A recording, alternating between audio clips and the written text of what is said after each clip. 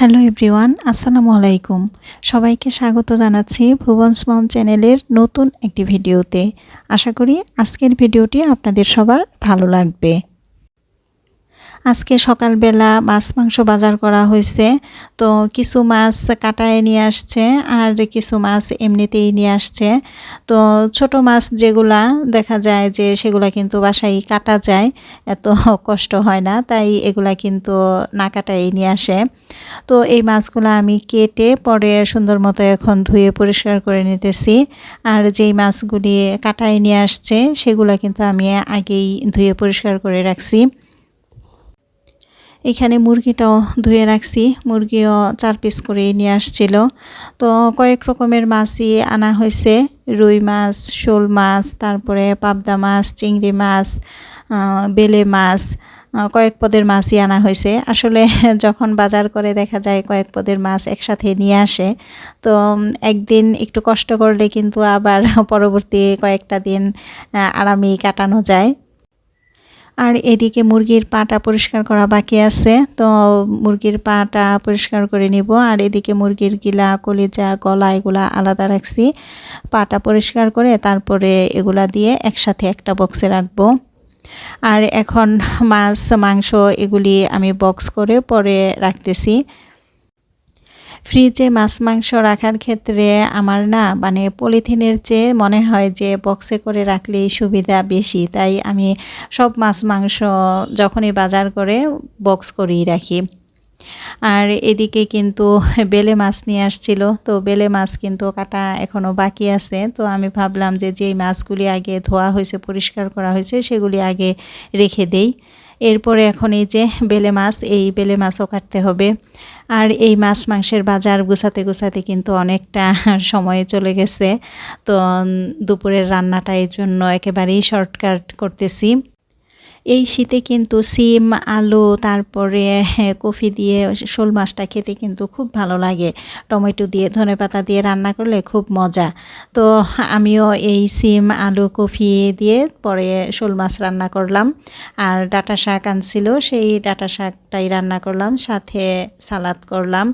এই তো দুপুরের খাবার আজকে এটাই, ভাত, শোল মাছ আর ডাঁটা শাক, এই আজকে দুপুরের খাবার। আর এখন হচ্ছে বিকালবেলা, বিকালে আমরা আসছি ফার্নিচারের দোকানে কিচেনের জন্য একটা র্যাক কিনবো তাই। আর এই র্যাকটা কেনার জন্য কয়েকটা দোকানে ঘুরতেছি, এর আগেও কয়েকটা দোকান ঘুরে আসছি, তো মন মতো হচ্ছিল না। তো এখন আসছি রিগাল ফার্নিচারের দোকানে। তো এইখানে দেখি কেমন আছে আর আমাদের যেটা প্রয়োজন সেটা পাই কিনা। আসলে বাজেট এবং পছন্দ দুইটাই আছে, তো দেখা যায় যেটা পছন্দ হয় সেটা বাজেটের চেয়ে অনেক বেশি, আর যেটা বাজেটে হয় সেটা দেখা যায় পছন্দ হয় না। তো এই আর কি।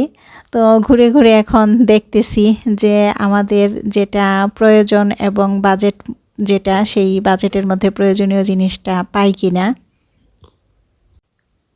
এইখানে মোটামুটি অনেক স্টাইলেরই আছে, তো আমরা বাসায় আবার যেখানে রাখবো সেই জায়গাতে হবে কিনা সেটাও দেখতেছি। এইখানে ছোটোর মধ্যে একটা ক্যাবিনেট, এটা ভালোই লাগলো। এটা মোটামুটি আমাদের যে জায়গাতে রাখবো সেই জায়গাতে হবে, তো এই জিনিসটা নিলাম। আর একটা র্যাক নিলাম। তো দুইটা জিনিস কনফার্ম করে আমরা বাসায় চলে আসি, ওনারা রাত্রে এসে পরে দিয়ে যাবে। আর আসার সময় এখানে কিছু শুকনা বাজার নিয়ে আসলাম। এখানে বিস্কিট, তারপরে ওটস, কর্নফ্লেক্স এগুলা নিয়ে আসছি।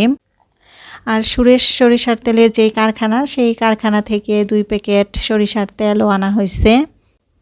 আমার ছেলে যখন সকালবেলা স্কুলে যায়, তো ও দেখা যায় 7:30টায় বের হয়ে যায়। তো এত সকালবেলা না, ও অন্য কোনো নাস্তা খেতে চায় না। তো ওটস বা কর্নফ্লেক্স যদি দেই, দেখা যাবে যে এই হালকা নাস্তাটা খেয়ে যেতে পারবে, এজন্যই কিন্তু আনা। আর বেলামের এই টোস্ট বিস্কিটটা কিন্তু চায়ের সাথে খেতে খুব ভাল লাগে, আমার কাছে ভালো লাগে। তো এজন্যই এই টোস্ট বিস্কিটটা নিয়ে আসছি। একটু পরেই দেখা যাবে ফার্নিচার নিয়ে কিন্তু চলে আসছে। আর ফার্নিচার নিয়ে আসলে দেখা যাবে অনেকক্ষণ ব্যস্ত থাকতে হবে। তো ওনারা আসার আগে আগে এজন্য আমি প্যাকেট খুলে তারপরে যেটা যেই বক্সে রাখার রেখে দিলাম। আর এগুলা রাখতে রাখতেই কিন্তু এই যে ফার্নিচার নিয়ে কিন্তু চলে আসছে। তো আমার ছেলে একটু হেল্প করতেছে, ও ধরে নিয়ে আসতেছে। এই ছোট্ট একটা জিনিস, এটার দাম কিন্তু নিচ্ছে ৭,৯৭৫ টাকা। তো এটা ফ্রিজের পাশে রাখলাম। আর এই র্যাকটা নিয়ে আসছি, এই র্যাকটার প্রাইস নিচ্ছে ৫,৬৫০ টাকা। র্যাকটা এই পাশে রাখলাম আপাতত, পরে এটা ফিট করে ওনারা চলে যাক, এরপরে দেখি যে ওই র্যাকটা আবার কোথায় রাখতে পারি।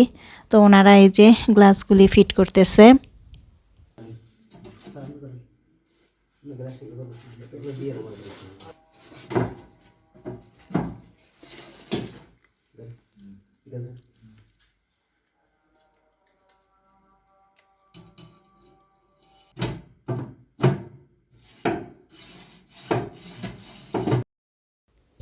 ফিটিং করা শেষ, ওনারা চলে গেছেন। আর এই র্যাকটা এইখানে রান্নাঘরে রাখছি, কিন্তু রান্নাঘরে রেখে আমি বেশি সুবিধা পাচ্ছিলাম না। আমার মনে হলো যে এটা এখানে না রাখাই ভালো হবে, তাই এই পাশে নিয়ে আসলাম। প্রিয় দর্শক, আপনারা যে যেখান থেকে বসে এই মুহূর্তে আমার ভিডিওটি দেখতেছেন আর ভিডিওতে এখনও পর্যন্ত একটি লাইক দেননি, আপনাদের সবার কাছে রিকোয়েস্ট থাকবে প্লিজ আমার ভিডিওতে একটি লাইক দিয়ে দিবেন। আর আমার ভিডিওটি যদি ভালো লাগে তাহলে আমার চ্যানেলটি সাবস্ক্রাইব করে আমাকে নতুন নতুন ভিডিও বানাতে উৎসাহিত করবেন। তো আমি ভিতরে একটু কাগজ দিয়ে নিতেছি, যাতে জিনিসপত্র রাখলে খুব সহজে আঁচড় না পড়ে, এজন্য কাগজ দিয়ে দিলাম। সবগুলি তাকেই কাগজ দেয়া হয়ে গেছে। তো এখন জিনিসপত্র আস্তে আস্তে রেখে দিব। তো এইখানে আমি ননস্টিকের প্যান, তারপরে ব্লেন্ডার মেশিন, স্যান্ডউইচ মেশিন, এরপরে ছোট ছোট যেই কন্টেন্টগুলি আছে এগুলি রাখতে পারবো। এতে দেখা যাবে কি যে আমার শোকেসটা কিন্তু হালকা হয়ে যাবে। শোকেসের মধ্যে তো সব কিছু গাদাগাদি করে রাখা ছিল, তো আস্তে আস্তে ওইখান থেকে এনে এইখানে রেখে দিচ্ছি। আসলে ভাড়া বাসাতে কিন্তু হুটহাট করেই কোনো কিছু কেনা যায় না, বিশেষ করে ফার্নিচার। তো অনেক চিন্তা ভাবনা করে পরিকল্পনা করে তারপরেই করতে হয়, যেটাই করি না কেন। তো আপাতত গুছানো শেষ। এটার মধ্যে ব্লেন্ডার মেশিন, ননস্টিকের প্যান, তারপরে ছোট বড় কন্টেনার, তারপরে গরম পানির যে কেটলিটা সেটা, তো এগুলা রাখলাম। আর এই র্যাকটাতে বড় কন্টেনারগুলো রাখলাম, যেইগুলি সবসময় প্রয়োজন পড়ে সেগুলো এখানে রাখলাম। আর উপরে একটা মানি প্ল্যান্টের গাছ রাখলাম, দেখতে কিন্তু বেশ ভালোই লাগতেছে। আসলে এই র্যাকটা যদি আমি রান্নাঘরে রাখতে পারতাম তাহলেই মনে হয় বেশি ভালো হতো। তো কিছু করার নাই, রান্নাঘরে আসলে রাখা যাবে না, তাই এইখানেই রাখতে হচ্ছে। তো প্রিয় দর্শক, আজকের ভিডিওটি এই পর্যন্তই। দেখা হবে অন্য একদিন নতুন একটি ভিডিও নিয়ে। আশা করি সে পর্যন্ত সবাই ভালো থাকবেন, সুস্থ থাকবেন। আল্লাহ হাফেজ, আসসালামু আলাইকুম।